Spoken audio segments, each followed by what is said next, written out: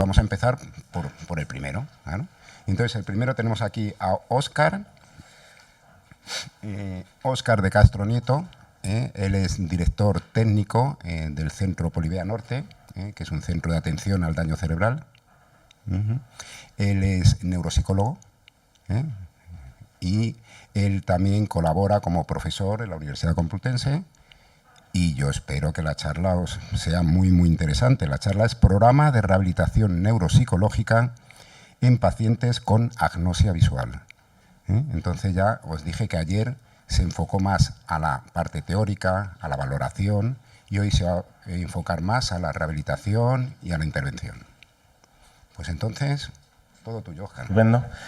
Bueno, buenos días a todos. Muchas gracias por venir, por estar aquí. Es un placer. Muchas gracias a Bea por la invitación que ha hecho posible que esté aquí y a Carlos. Al agradecérselo. No conocía la asociación y la verdad es que ha sido muy grato conoceros un poquito y poder estar aquí a contaros un poco. Les decía antes que me encanta el hecho de estar aquí, entre otras cosas, porque estoy acostumbrado a dar clases a profesionales, pero muy pocas veces están los pacientes, ¿no? Entonces me hace mucha ilusión el hecho de poder hablar de ellos con ellos, ¿no? Que estéis presentes. Ayer comentamos de intentar contar las presentaciones para que lo pudierais ver, aquellos que no lo veis, etcétera, etcétera.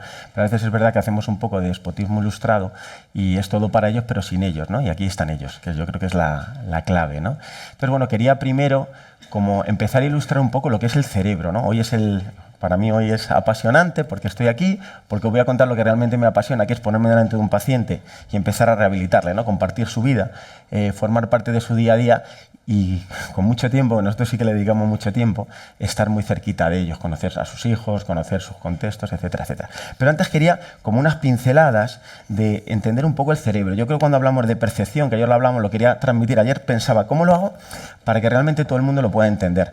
Intentando ser visual, pero intentando explicarlo, yo os diría que si en esta sala hay muchísimos estímulos, ¿no? Lo que el cerebro, siendo muy optimista, es capaz de percibir sería en torno a un 10%. Si yo cojo un folio y lo divido, estaréis conmigo en que esto sería más o menos el 50%, ¿no? El 50% de lo que aquí puedo percibir, ¿vale? Si a su vez lo vuelvo a dividir, estaríamos hablando de un 25%.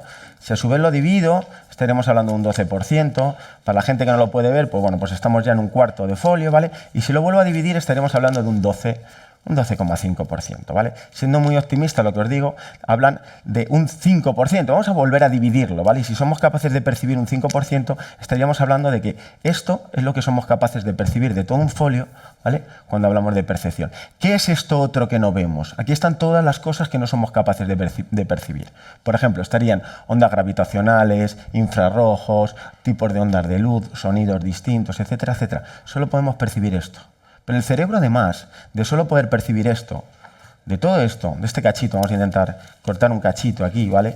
Solo es consciente, a su vez, de un 10%. Un 10%, ¿vale? O sea que si cogemos un cachito de estos minúsculos que hemos partido, ¿vale? Y lo volvemos a dividir, lo tendríamos que volver a dividir a la mitad, esto sería un 50%, lo volvemos a dividir a la mitad, haría un 25%, lo volveríamos a dividir y haría un 12,5% y lo volveríamos a dividir. Bueno, más o menos lo podemos dejar así. Mirad. Esto, de todo este contexto del folio, es, bueno, para la gente que no lo puede ver, más o menos una uña, ¿vale? Sería el equivalente a lo que nuestro cerebro es capaz de ser consciente cuando percibimos. Esto dicho así suena como muy alarmante, pero es tremendamente positivo porque, bueno, yo soy psicólogo clínico también, entonces llevándomelo a mi terreno digo, joder, qué bien, porque cuando tomamos decisiones que a veces parecen muy graves o muy serias, tenemos un 99,5% de probabilidad de equivocarnos. Esto relaja mucho porque, bueno, me voy a equivocar, como el 99,5% no lo sé, bueno, pues me quita y me relaja bastante, ¿vale? Esto es una cosa importante. Y luego hay otra cosa que es importante entender y es que el cerebro categoriza. El cerebro no le gusta lo aleatorio. No le gusta nada lo aleatorio. El cerebro tiende a categorizar. Ayer hablábamos en algunas de las presentaciones de que si le pedimos a un paciente una prueba como el FAST, donde le vamos a decir que diga palabras con la F, por ejemplo, le van a salir determinadas palabras. Pero bueno, eso más o menos puede estar categorizado fonológicamente. Si le pedimos que diga animales, va a decir más, etcétera, etcétera.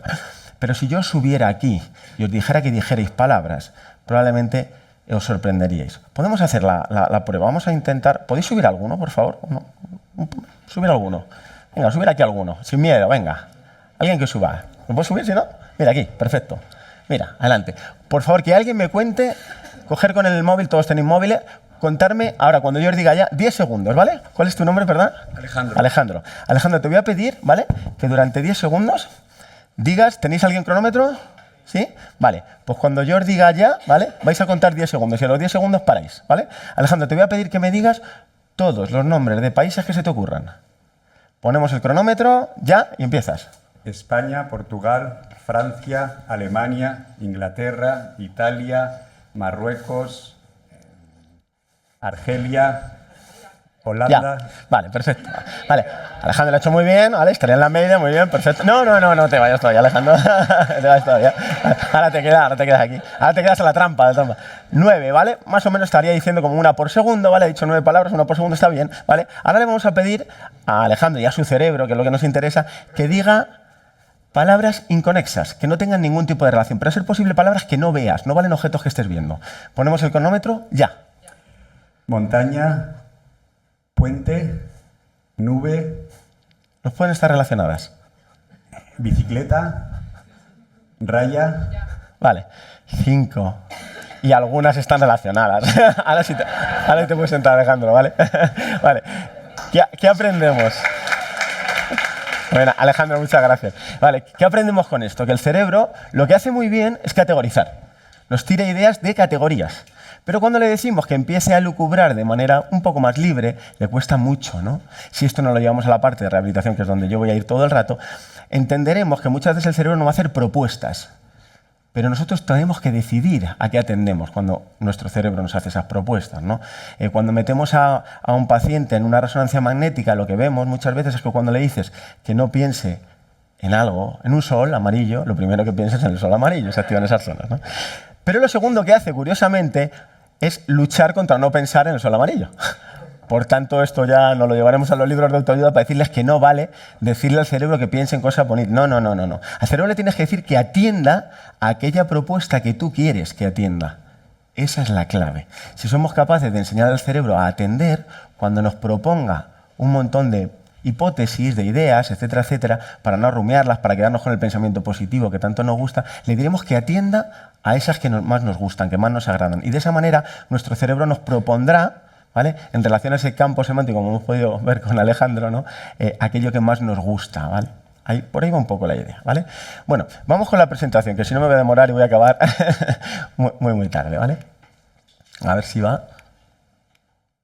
No nos quiere hacer caso. Un momentito. Ahora, ¿vale? Bueno, un poquito lo que vamos a intentar ver. Voy a pasarme esa primera parte que decíamos ayer, que realmente, bueno, pues lo vimos, bueno, en cuanto al diagnóstico y demás, y voy a intentar contaros un poquito lo que un paciente me dijo que para él era la agnosia visual, ¿vale? Es una alteración perceptiva que conlleva la imposibilidad de reconocer objetos con la vista porque lo había visto.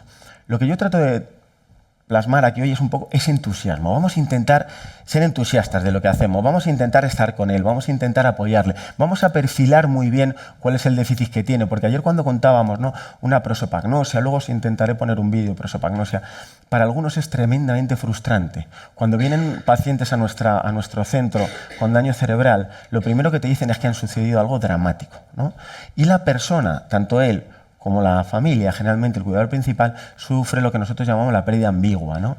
La persona está, pero no es como era, ¿no? Incluso a veces nos han dicho con una fotocopia en blanco y negro de lo que era, ¿no?, y hay que redactar todo. Entonces, si no entendemos bien eso, que el sistema sea de alguna manera alterado, ¿no?, nos va a costar mucho, ¿vale? Cuando nos ponemos a buscar sobre agnosias, claro, es un concepto que realmente no hay tantos casos, ¿no?, y que nos llegan a la clínica, pues no son muchos, ¿no?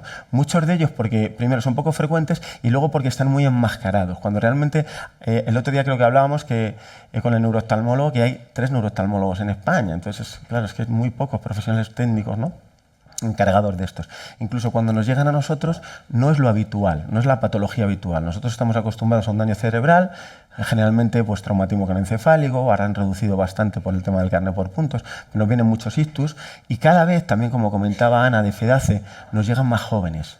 Yo cuando empecé hace 20 y tantos años, casi todo lo que veía eran o traumatismos craneoencefálicos o ictus de mayores. Pero es que ahora estamos viendo gente muy joven con un ictus, ¿no? Y entonces eso cambia un poco la dinámica, ¿vale? Actualmente existe amplio conocimiento del sistema visual, sin embargo muy limitado acerca de su recuperación. Si hacemos una revisión bibliográfica, hay muy pocos estudios de casos, porque igual que decía Carlos ayer, ¿no? Si un niño con déficit visual, si conoces a un niño, conoces uno, pues aquí nos pasa un poco lo mismo. Conocemos un caso de daño cerebral viendo un caso de daño cerebral, ¿no? Entonces eso yo creo que es importante.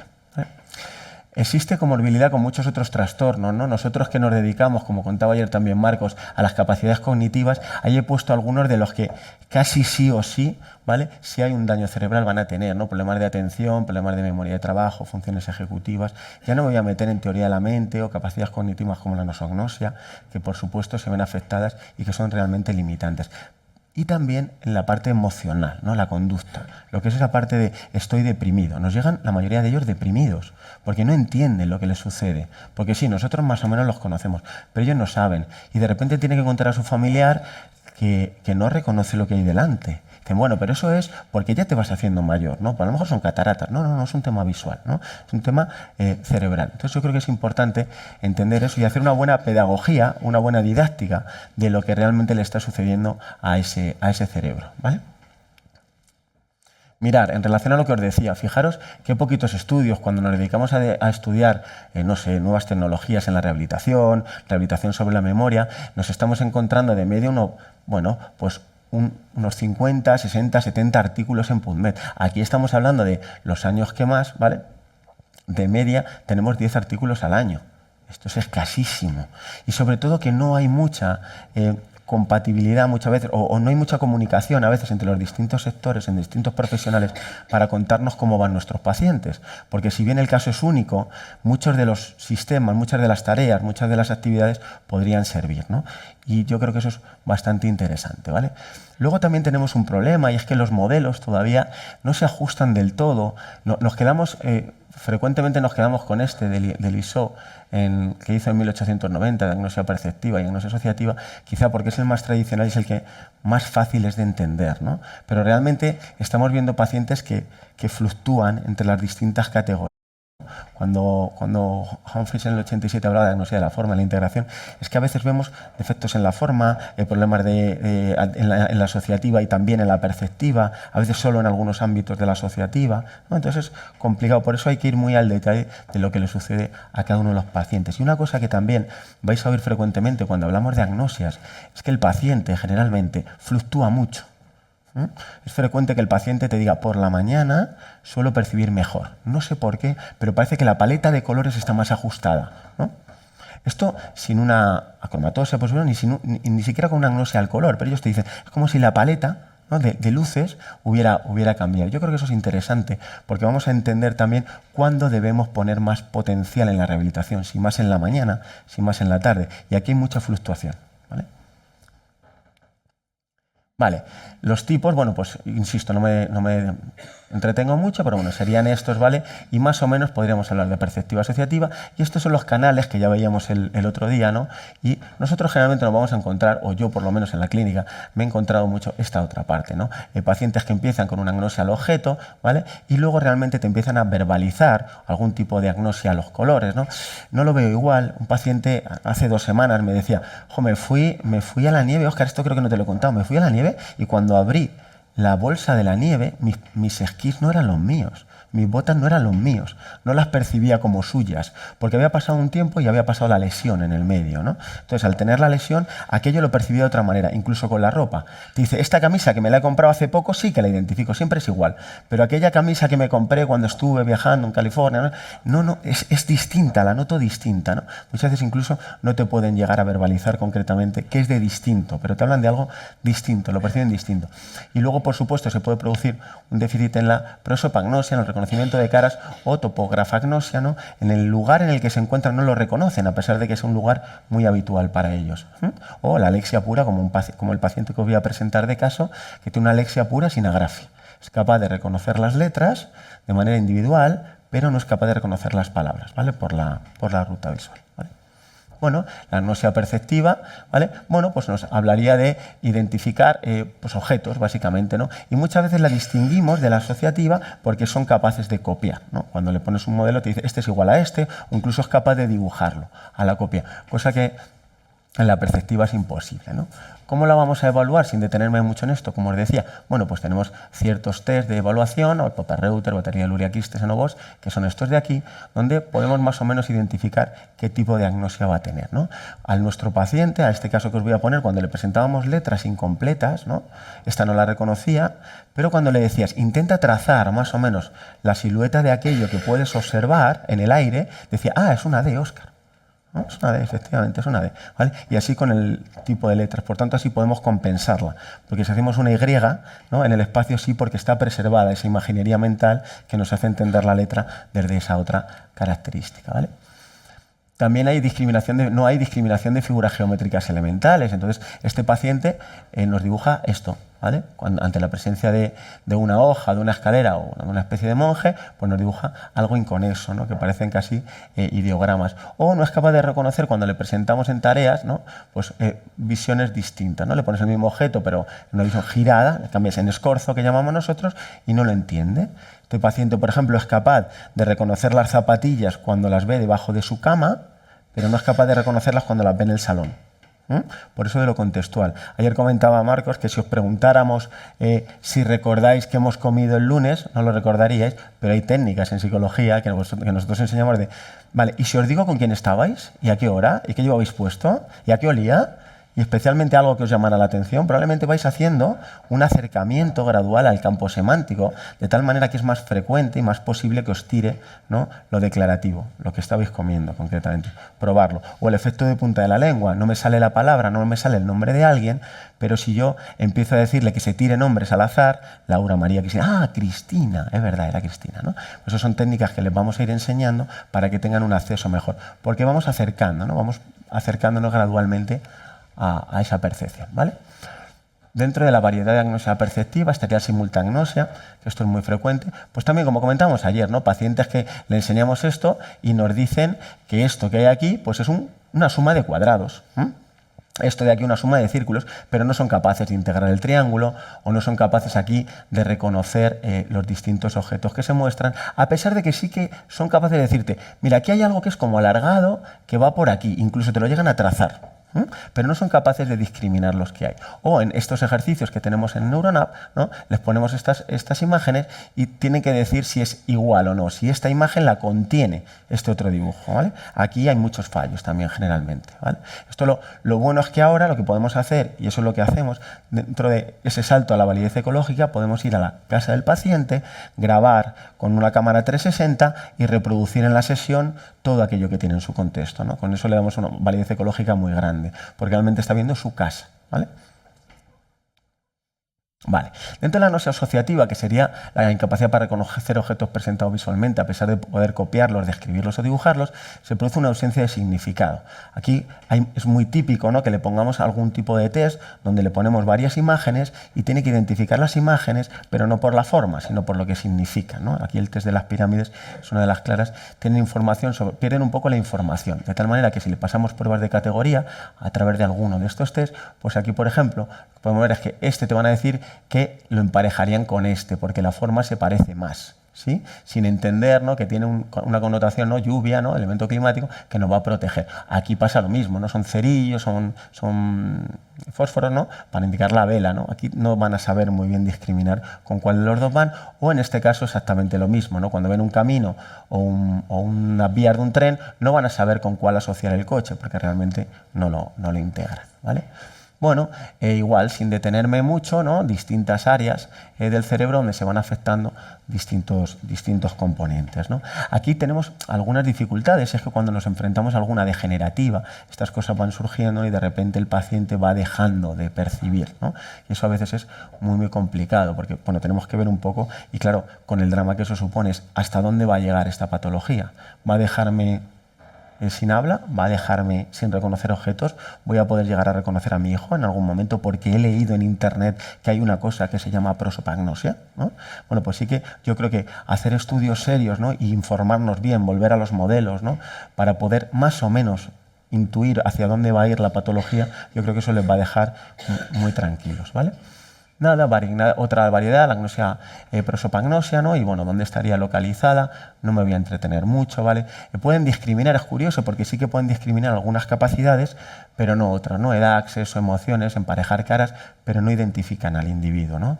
Luego ponemos un vídeo donde tenemos una paciente que lo lleva muy bien, ¿no? Que va reconociendo a cada uno de los de sus hijos y a su marido, ¿no? Por distintas características peculiares del entorno de la cara, no de la cara en sí, sino del entorno de la cara, ¿vale?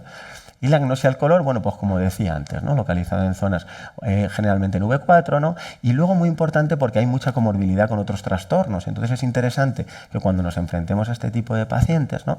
Pues veamos, ¿no? Si realmente está cumpliéndose ese criterio. Sobre todo en esto que os digo que es degenerativo, ¿no? Si realmente está tendiendo, ¿no? A tener una prosopagnosia o puede tender a tener una alexia más pura, etcétera, etcétera. Muy importante también, como hablábamos con niños, del diagnóstico temprano, ¿no? De ser capaces de diagnosticarles pronto, porque vamos a seguirles en la evolución, incluso podemos pararlo, ¿no? Hay estudios que demuestran que somos capaces de ralentizar incluso al principio, mejorar bastante, porque como trabajas de manera, luego lo vais a ver con un modelo que trabajamos multifactorial, ¿vale? Pues podemos trabajar otras capacidades cognitivas que le vengan bien, ¿vale? Nada, la alexia pura, lo que os decía, esta incapacidad, este paciente que es muy leve lo que tiene, ha dejado de leer, pero por ejemplo sí que por la mañana puede leer y puede acceder al móvil para leer los titulares del periódico, ¿no? Esto es algo que es muy, muy significativo para él y sobre todo es muy motivante, ¿vale?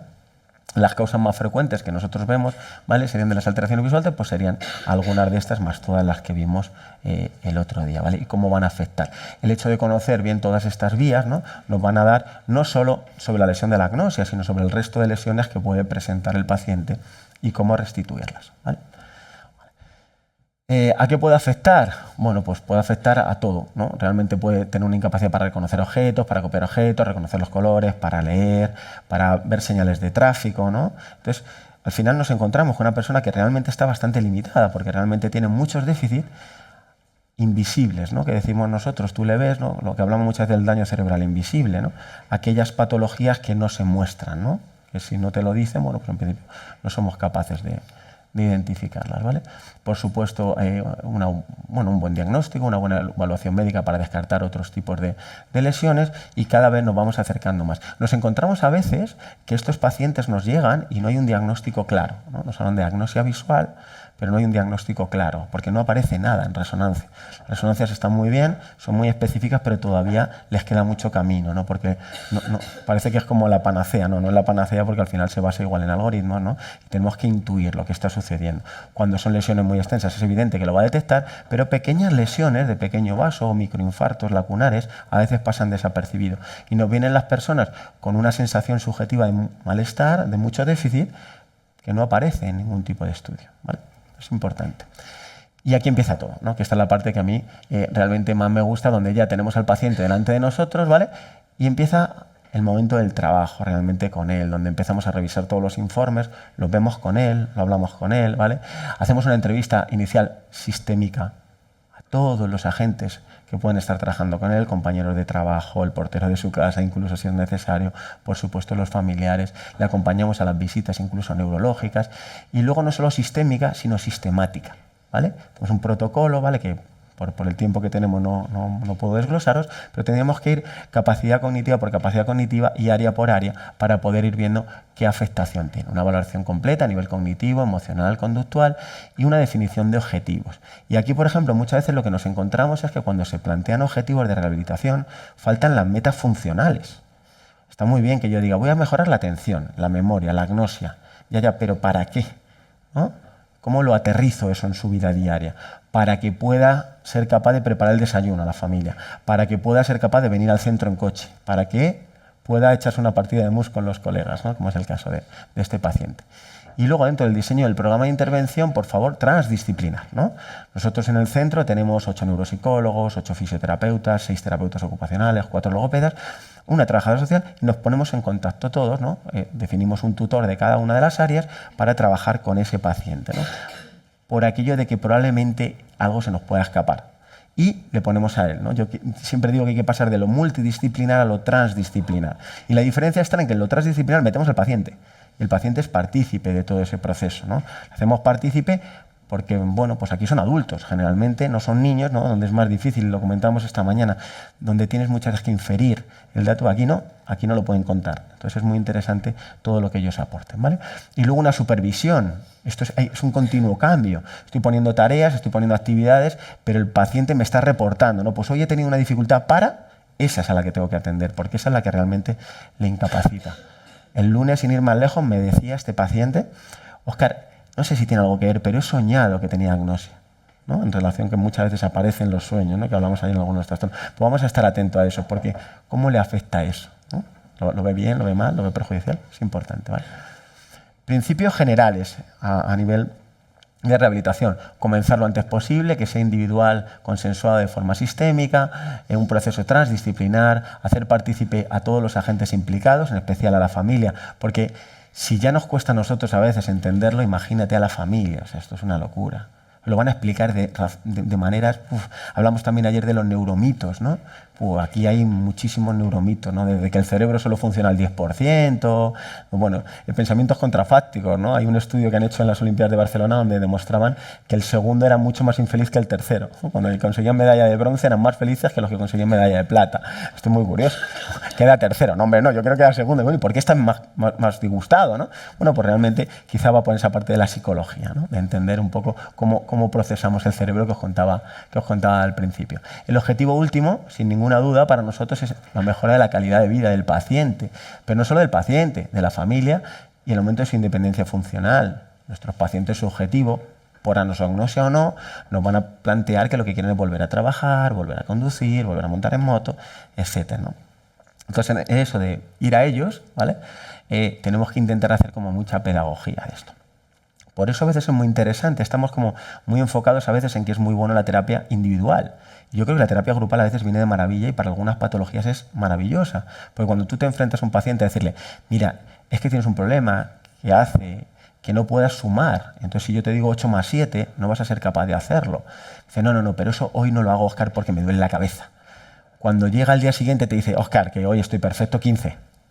Y le digo, vale, ¿y 8 más 6? Y dice, no, pero ves, es que eso me cuesta, ¿no? Entonces lo van a justificar, son grandes justificadores. Si lo dices tú es como un enfrentamiento, pero si lo dice su compañero en un grupo, ¿vale? Y dice, joder, tío, pero no sabes que tienes problemas de memoria, me caché en la mano, ¿no? Lo desdramatiza y de esa manera, bueno, pues como le quitamos un poco de peso y él va intentando integrar, ¿no? Que tiene un problema de conciencia.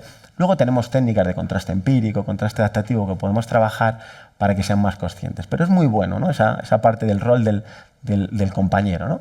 Basarse, por supuesto, yo creo que es clave, ¿no? Basarnos en modelos teóricos de referencia, vais a ver, utilizar capacidades preservadas. Claro, hay gente que tiene un reservorio cognitivo tremendo. Ha sido, no sé, lo que se os ocurra, matemático, físico, ingeniero o pedagogo, ¿no? Tienen muchas capacidades que están preservadas. Vamos a tirar de esas capacidades.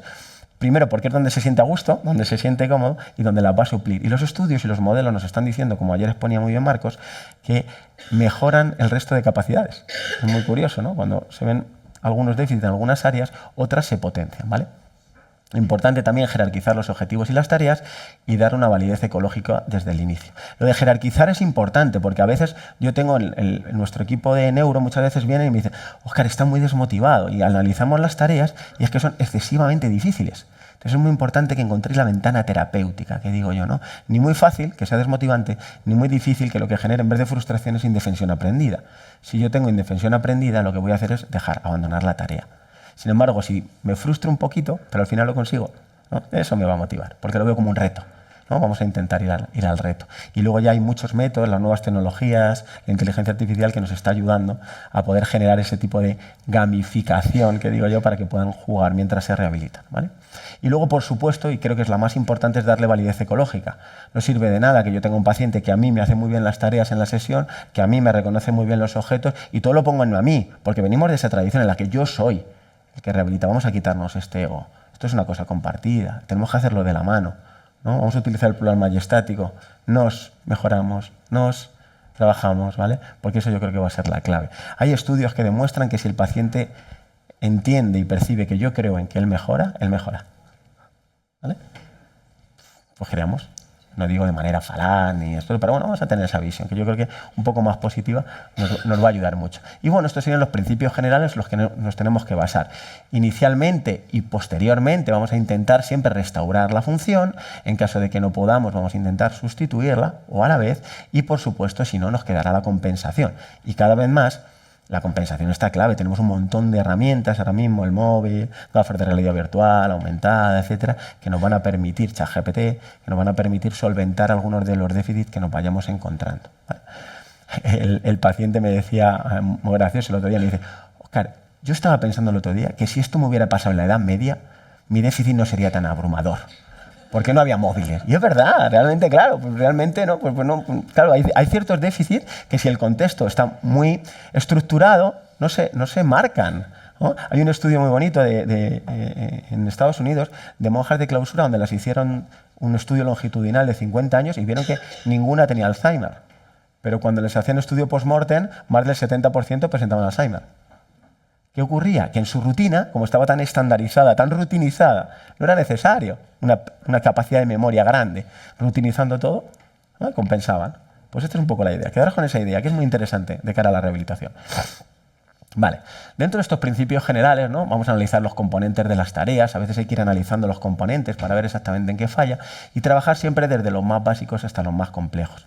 Bueno, podríamos hablar aquí de aprendizaje sin error, de modelado ascendente o descendente, pero bueno, sin extendernos mucho, que no se frustre, ¿vale? Darle ese feedback para que se frustre un poquito, ¿vale? Pero no mucho, que se vayan contentos. Las habilidades pueden mejorar al estimar un aspecto concreto. Claro, muchas veces lo que vemos es que mejorando otra capacidad, por ejemplo, léxica, podemos mejorar mucho la capacidad de reconocimiento, porque lo va a contextualizar. Tírate la idea, ¿no? Yo les digo, ¿qué puede haber aquí? ¿No? Encima de una mesa de escritorio, lo normal no es que haya un taladro, ¿no? Lo normal, pues es que esto tiene forma de taladro, ¿no? Bueno, pues una forma de taladro, no sé, a lo mejor es el teclado del ordenador, ¿no? Fijaros, ¿no? Esto sucede, ¿no? Vamos a contextualizarlo. Y luego seleccionar en cada una de las tareas los componentes y generalizarlos. Nos los vamos a llevar a su casa, a su vida diaria, ¿vale? ¿Para qué? ¿Cuánto tiempo? Que esta es otra pregunta, ¿no? ¿Cuánto tiempo tengo que rehabilitarme, Óscar? No lo sé. No lo sé. No lo sé. Puede que ya toda la vida, damos altas, prometido. A veces damos altas, ¿vale? Pero es verdad que siempre se suele hacer como un seguimiento, ¿no? Porque es verdad que se suele, en algunos casos se remite, otras veces no. Podemos llegar a la integración personal, laboral plenamente, y ya está, sobre todo si los daños cerebrales son pequeñitos, si no nos cuesta un poquito más. Y luego, ¿para qué? Lo importante es que él defina para qué. Nosotros en la entrevista inicial le preguntamos, ¿para qué quieres mejorar? Pues todos te dicen, objetivo, mejorar, ya. ¿Pero para qué? ¿Vale? ¿Y qué es para ti mejorar? Bueno, el otro día hablando con otro compañero me decía, Óscar, me ha mandado un vídeo que mira, le habíamos dicho a este paciente que no iba a volver a andar. Y sin embargo, me ha mandado un vídeo y dice, mira, te equivocaste, al fisio, te equivocaste, sí que camina. Hombre, camina, claro, va con sus dos familiares, arrastras, claro, pero es que es importante entender qué entiende el paciente por caminar. Yo cuando me dicen, Óscar, ¿voy a volver a hablar? Le digo, ¿qué es para ti hablar? Si para ti hablar es como hablabas antes, probablemente no. Si tienes una afasia global, probablemente no, ¿vale? Pero si lo que estamos hablando es de comunicarte, probablemente sí, ¿vale? Porque vas a poder comunicarte, vamos a utilizar el lenguaje no verbal, el ayuda de gestos, mímica, etcétera, o apoyo por pictogramas, que te va a facilitar esto, ¿vale? Y bueno, cosas que os he ido comentando, ¿vale? Un paciente, por bajar un poco a tierra, ¿vale? Un paciente, edad, 60 años, nivel de estudios superiores, ingeniero. Bueno, a mí me gusta trabajar mucho con ellos, que ellos sean partícipes de todo lo que hacen, ¿no? Entonces, que ellos generen su propio material. Primero les tiramos una serie de tareas, pero yo muchas veces les propongo que en casa, para que sigan trabajando, porque si no se arruinarían, porque esto es muy caro, ¿vale?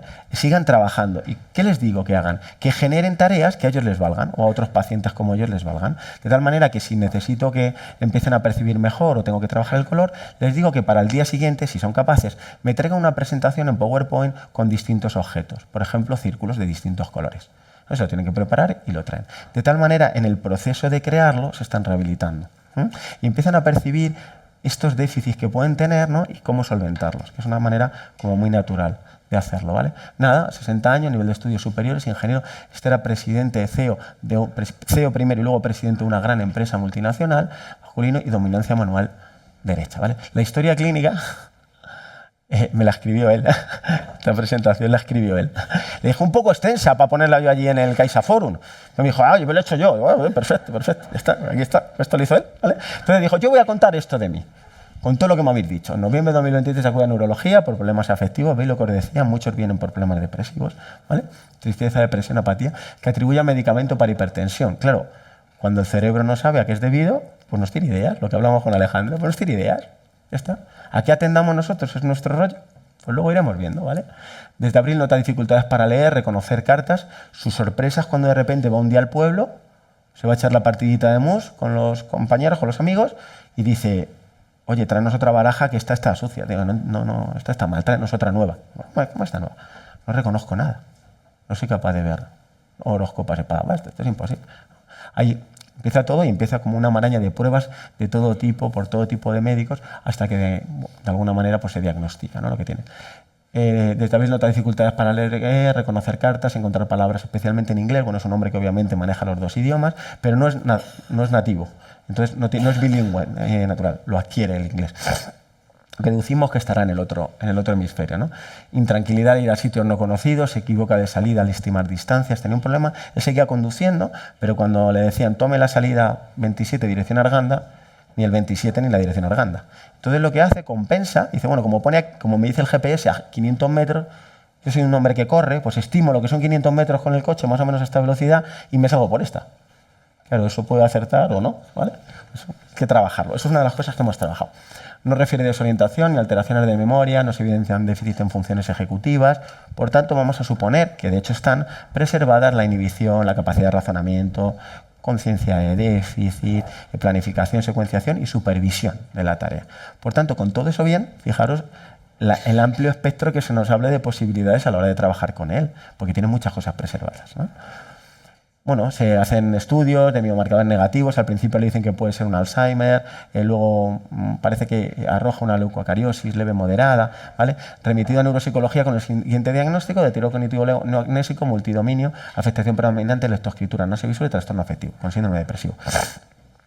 Esto, ¿vale? Imaginaros lo que supone para el paciente. No tengo ni idea. ¿Qué voy a hacer? A Google. Ya está. Y en Google puedo encontrar de todo. Entonces, cuidado con esta parte didáctica, vamos a contarle bien lo que puede tener, ¿vale? Por la singularidad, en este caso no sería adecuado limitarnos únicamente al modelo de reconocimiento visual del ISO. Esto también lo ha escrito él, ¿eh? Esta presentación también es suya, ¿vale? Ya que esto simplificaría mucho en su condición. Fijaros el nivel que tiene, ¿eh? Es tremendo. Claro, esto le ha llevado 2 días. 2 días, literalmente. Inicialmente, impresión de agnosia visual asociativa, evidente alexia, y con rasgos de agnosia visual perceptiva de manera fluctuante, porque fluctúan mucho, ¿vale? Es muy importante que entendamos y que le contemos esta curva de fatiga que también veíamos ayer, donde ellos, yo digo que es catastrófico, cuando llegan a un nivel de rendimiento, su fatiga decae abruptamente, no empieza a caer como podemos caer nosotros. Entonces hay que hacer muchas pausas, ¿vale? Los patrones de déficit serían estos, y el perfil neuropsicológico, que nosotros tenemos un perfil que son más o menos unas 20 hojas, para que os hagáis una idea de todas las capacidades cognitivas. Aquí lo hemos resumido un poquito, ¿vale? En esto, ¿no? Leves dificultades, elevada fatiga cognitiva, alteración de la memoria de trabajo leve. La memoria de trabajo, realmente hay muchas dudas en neuropsicología sobre si realmente es una memoria, porque es la que llamamos memoria operativa, memoria working memory, ¿no? La capacidad para manejar y manipular mentalmente la información.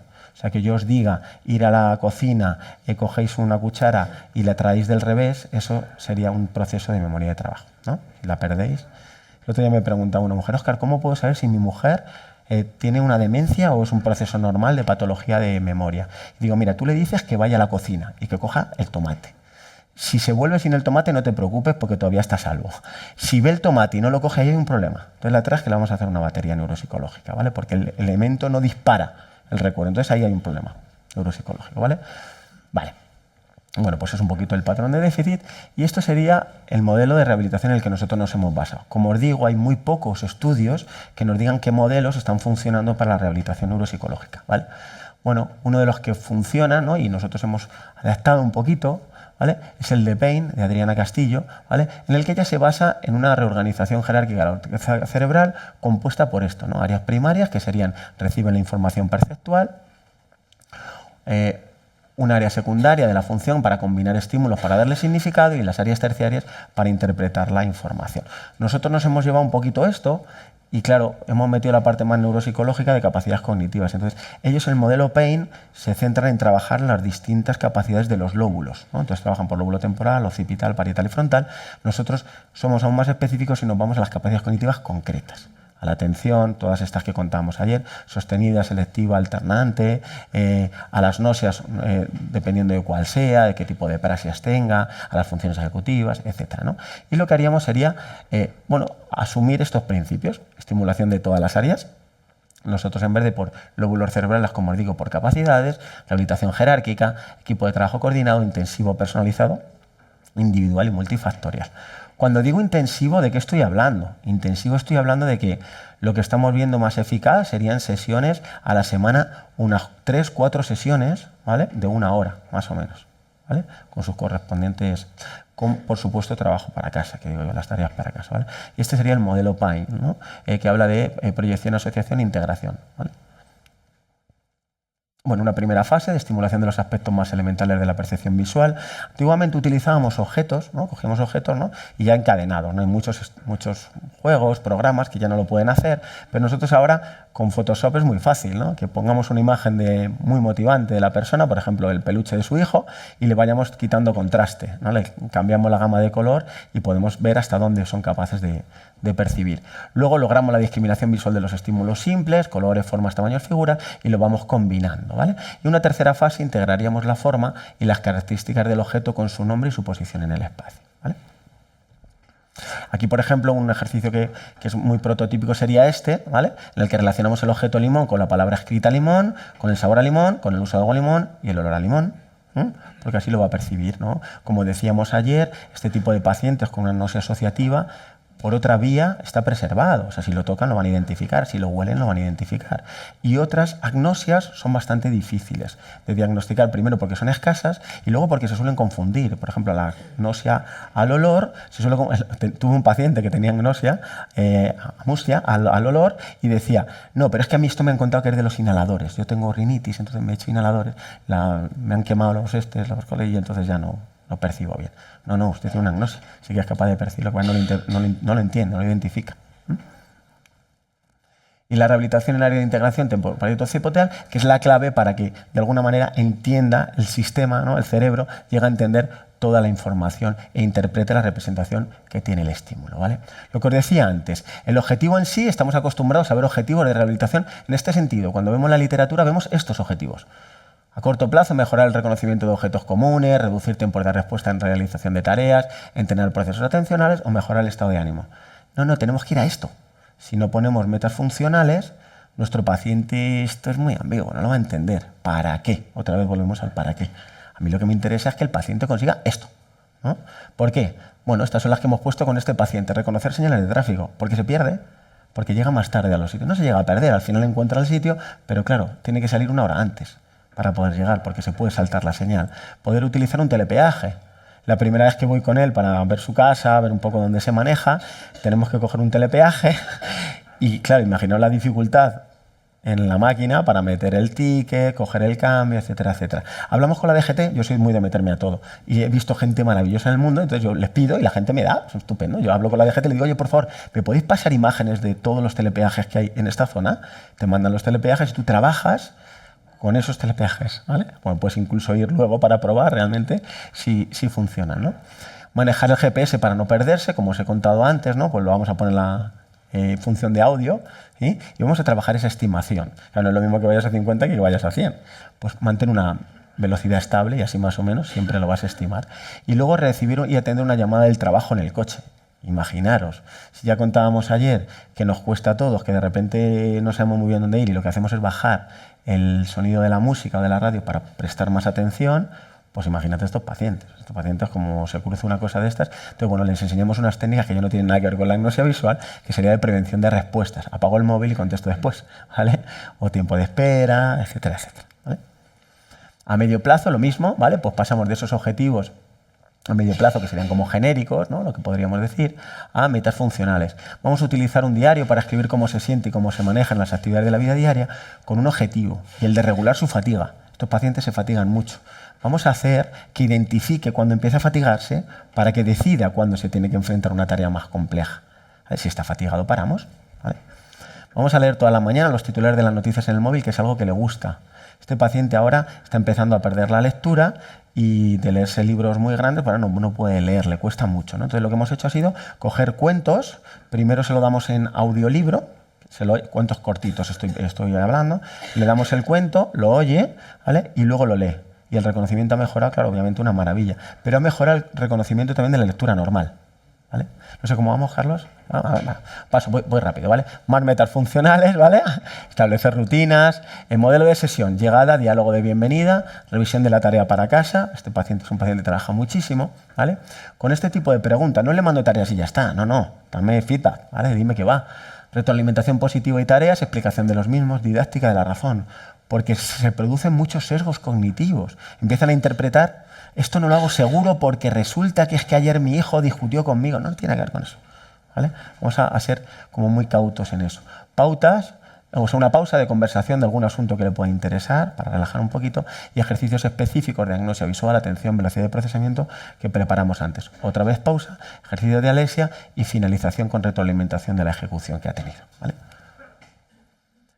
La fase del reconocimiento de objeto, muy importante, y este es uno de los proyectos que uno de ellos tenía, que era pues, un paciente con agnosia, que lo que quería era escalador de alta montaña, rescataba incluso guardias civiles del Pirineo cuando se quedaban incomunicados y quería volver, ¿no? A hacer algo relacionado con la montaña, ¿no? Pues hicimos una ruta con la ayuda de un montón de entidades para poder cumplirlo, ¿no? Es una ruta que hicimos en Torrelodones. Tipos de tareas que le podemos poner, ¿no? Poder de percepción, pero mirar, aquí no hay validez ecológica, estas son tareas que podemos encontrar cualquier sitio, bueno, ejercicios tipos, no me voy a entretener mucho, ¿vale?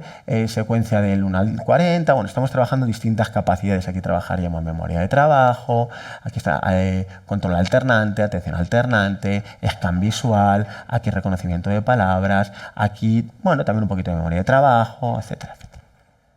Vale, nos lo vamos a llevar a algo más hábil, ¿no? Entonces nos vamos a ir a un contexto ya realmente una cocina o una supuesta cocina para empezar a decirle que ejecute, que reconozca y que ejecute, ¿no? También hay estudios que nos demuestran que si llegas a realizar la acción que propones, mejora mucho el reconocimiento. Bueno, vamos a proponérselo. Y luego hacemos tareas de este estilo, ¿no? Esto que decimos amarillo medio, el paciente nos tiene que decir si es amarillo, coincide, es una tarea tipo struct, que decíamos ahí el rojo, verde, pero escrito con otra letra, ¿no? Pues aquí amarillo medio es, bueno, coincidiría en amarillo, pero no en el medio, porque está en la parte de abajo, y así sucesivamente. Y esto se puede hacer auditivo. Ayer decíamos, no, tenemos que pensar cómo hacer tareas de struct, ¿no? Auditivas en vez de visuales. Ya la tenemos, ¿no? Podemos decir bajo, o podemos decir alto, ¿no? Entonces es un struct realmente, ¿no? Tiene que decir si coincide el tono de mi voz con la verbalización que ejecuto. Estos son otro tipo de tareas donde le decimos al paciente que nos determine por coordenadas cómo escribiría hola o su nombre, ¿no? Entonces tendría que decirte D2, ¿vale? D4 y así sucesivamente. Escaneo, rastreo visual y por percepción lo mismo, ¿no? Pues empezamos por tareas de reconocimiento, incluso más fáciles, solo con una fila, luego vamos metiendo filas hasta llegar a estructuras más complejas donde tiene que identificar este tipo de elementos, ¿vale? Pero luego le vamos a dar validez ecológica con la idea, lo que os decía, ¿no? Vamos a intentar que los tipos de tareas realmente sean productivas para él, ¿no? Este paciente a día de hoy ya puede jugar al mus. Se ha costado, pero ya puede jugar al mus, ¿vale? Ya reconoce las cartas. Hemos visto identificadores incluso sin compensar, estoy hablando, ¿eh? O sea, no ha hecho falta poner ningún tipo de compensación. Estas sí que son de sustitución por la identificación de determinados. ¿Sabéis? Yo no lo sabía, me lo dijeron, que puedes saber el número del palo de la baraja o de qué palo es por esta línea que hay aquí. El oro es recto, en la copa tiene un hueco, ¿veis ahí? La espada tiene 2 y el basto tiene 3, ¿no? Entonces es muy curioso, ¿no? Esto es lo que aprendes cuando estás rehabilitando a alguien. Fíjate en eso, que eso sí lo percibes, así vas a saber el palo. Este hombre no veía el palo, ¿vale? El número sí que lo identificaba, aquí cuando veía el número sí, pero no. Y entonces se me ocurrió, y, joder, ¿cómo? Y hablando, casualidades, pues estoy preocupado porque tengo un paciente. Me dijeron, Óscar, pues dile esto. Que no lo sabía, no las conocía, ¿vale? Curiosidades, ¿vale? Estas sesiones colaborativas donde aprendemos todos, ¿no? No somos nosotros los que sabemos, ellos aprenden, nosotros aprendemos. Y esto es lo que os decía, ¿no? Por ejemplo, ¿qué se nos ocurría también? Pues que para salir por su salida, que era Avenida Fuente Carrantona, era cuando fuera por este camino, sí que termina el verde. No es capaz de leer la letra, pero el verde sí lo ve. Bueno, pues ahí, cuando sea el verde. Como algún día le cambien y le pongan otra verde, lo vamos a liar. Pero bueno, de momento nos vale, ¿vale? Y en los telepeajes que os decía, ¿vale? Nada, cogemos una máquina de telepeaje y vamos viendo, ¿vale? Bueno, hay muchos otros ejercicios y programas que nos pueden servir y cortamos, ¿vale? Carlos, ¿nos da para meter un vídeo? ¿2 minutos? Cortito, es cortito. ¿Metemos un vídeo, chicos, por ahí arriba? Bueno, estos son adaptaciones, ¿vale? De validez ecológica.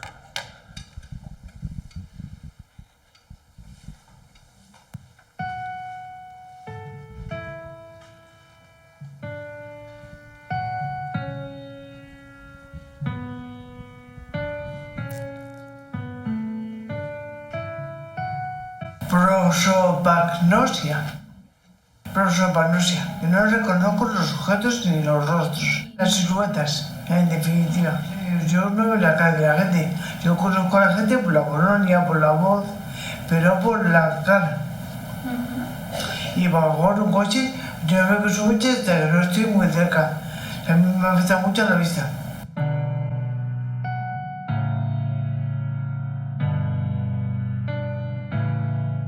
Pero a Paco le reconozco. Paco es su marido. El pelo le queda haciendo un triángulo aquí en la cara, así, un triangulito así. Entonces, normalmente la gente que me conoce me habla. Entonces, mucha gente lo conozco por la voz, por la colonia, Paco por el pelo, así. Mi padre porque es calvo. Pero es calvo redondito, no es pepinado. Entonces, normalmente con la gente que conozco me habla, pues ya sé cómo son. Pero porque mi hija será pequeñaja.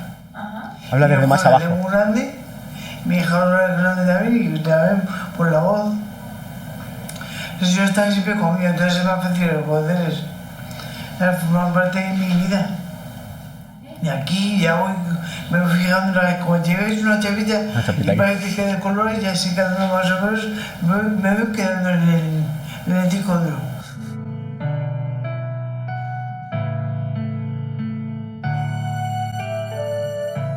La verdad.